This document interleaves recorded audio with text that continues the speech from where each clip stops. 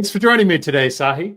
We're going to talk about a little different topic than usual today. You've been mentoring some local youth on software development. My understanding is you're even working in some real-time application development into that. Tell us about it. Yep. Yes. So there is this project in Israel called Magshimim Cyber, which goes and finds school kids in high school in Israel, but not in the center of the country, not in Tel Aviv. So not in the areas where you'll have all of the high-tech scene and the capabilities are just not there. And what they do, they start teaching them computer science in really small groups, like 10 kids or less, in classes around the country. And they do that from grade, I think, 9 or 10 until the 12th grade. And in the 12th grade, they need to pick a project related to communications in some way, and then go and develop that project. There are, I think, around 200 groups, something like that. Now, a group is 2 kids building a project. Okay. And when they get to that point, they assign to them mentors. Now, here it becomes interesting. The mentors are from the industry, and they just do it by volunteering. I was a bit bored half a year ago and didn't know what I want to do. And a friend of mine suggested go do that. So I did. I looked at the list of projects. Around 30 or 40 of them were either BitTorrent-like projects or TeamViewer or remote control of machines. So it was all like, well, that's WebRTC, that's WebRTC, that's WebRTC. So I said, I'll try that. It sounds interesting. I wrote myself all over there, which is not what you should do. I was new to that. And I ended up having 4 teams. I understood that only on the last week that I had 4, not 3, because it was just so jumbled up. It was interesting, and it was fun as hell. I'm definitely going to do it next year as well. That's really cool. And so you said it has a communications focus specifically in this, or Yes. just the projects you picked did?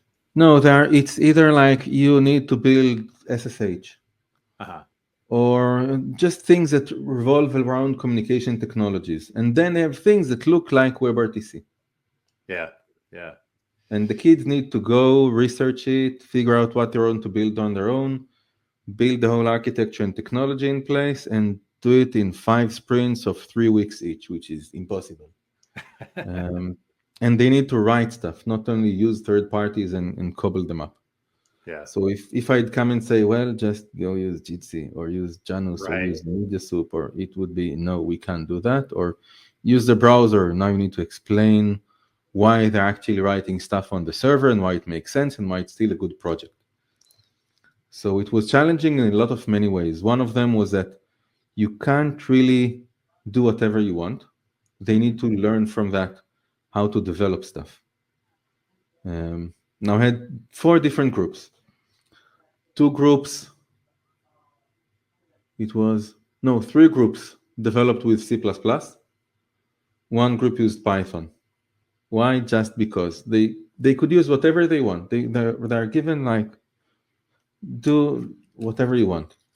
So it's really interesting. There was a group that started and said, well, we want to build BitTorrent.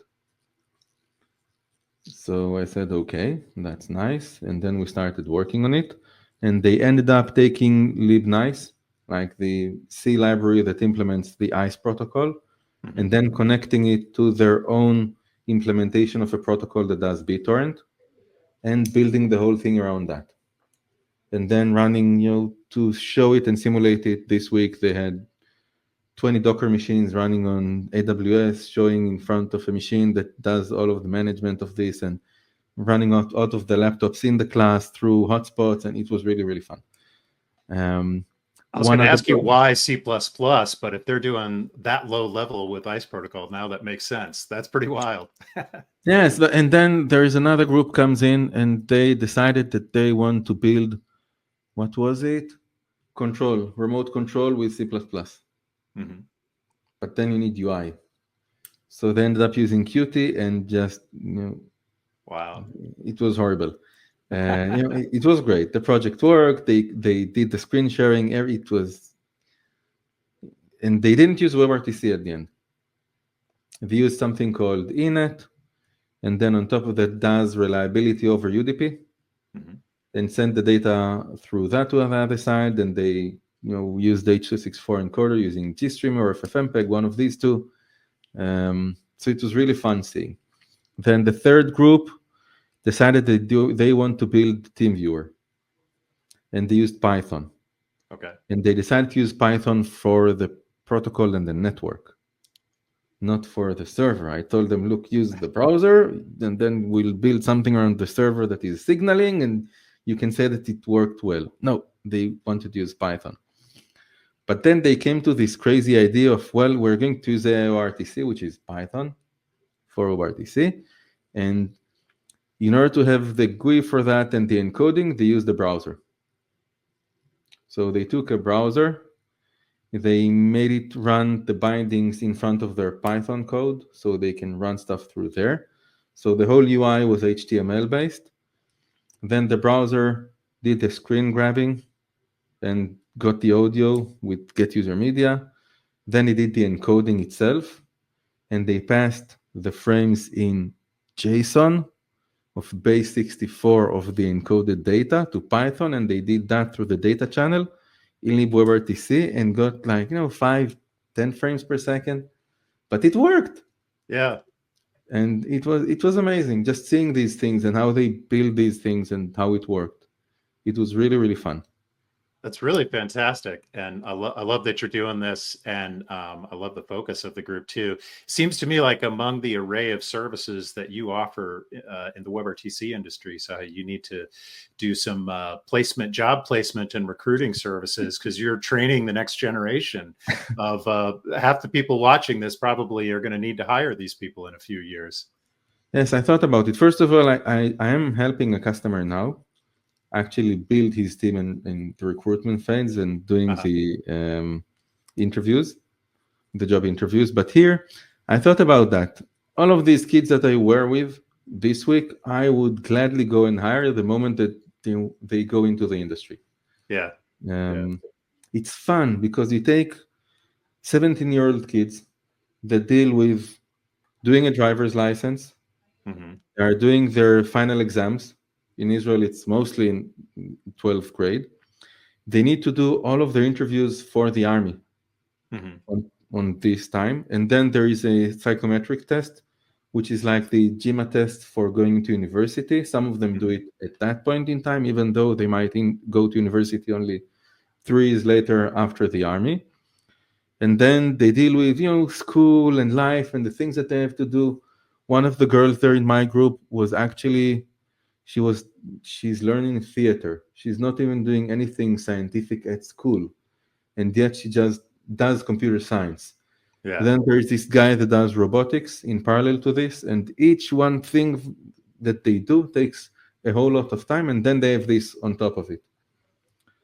And you talk to the people that are the ones that teaching them to code, and they go like, well, that's what we expect of them. Whatever they would learn at school for a full year in computer science, they learn with us in 2 weeks' time. Yeah. And that's it. And it's just crazy. And it works somehow. I don't know.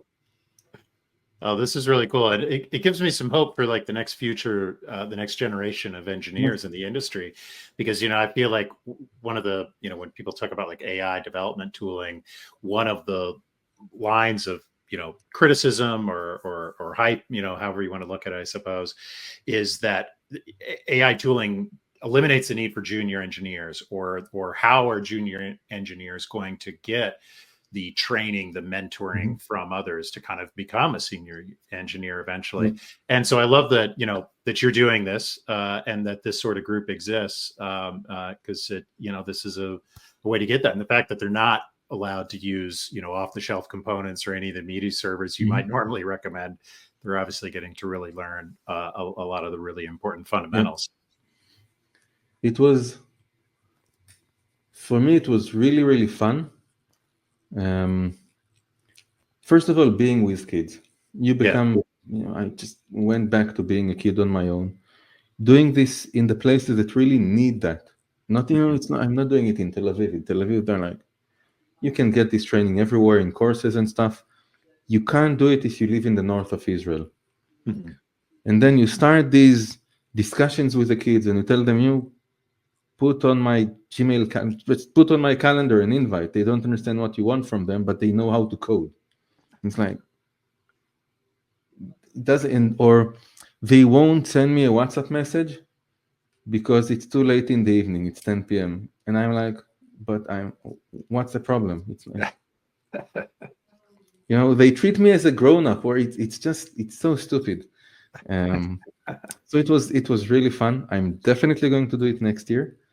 I'm not sure if I'll do it for 2 groups or 4. Right. I was driving this past week. I drove all of Israel to the north and to the south, 3 hours in each direction in my car, just in order to be with them for the half hour that they are going to show this to the other kids in their class. So me and 6 or 8 kids, and then went home happy after that. Right. That's super cool. That's great. I can see you've drawn a lot of energy from it, and that's one of the great benefits. Mentoring is not just about the mentee, but good for the mentor as well too. So it's almost the opposite. It's like they're doing me a favor for letting me being with them. That's the way I feel in that relationship, in a way. Yeah, that's really cool. Well, thank you for sharing that story with us, Tsahi. I appreciate it. Anything else you want to add today or about that experience? Going to Japan for 2 weeks. Probably once this gets published, I'll be back. Yeah. With the family. So a vacation. Enjoy. Well deserved, no doubt. All right. Well, thanks for sharing your insights with us today, as always, Tsahi. And for those of you watching, to learn more about Tsahi's work, you can check him out at bloggeek.me. To learn more about future episodes of WebRTC Live, check us out at webrtc.ventures. Thanks, Tsahi. Thanks, Arin.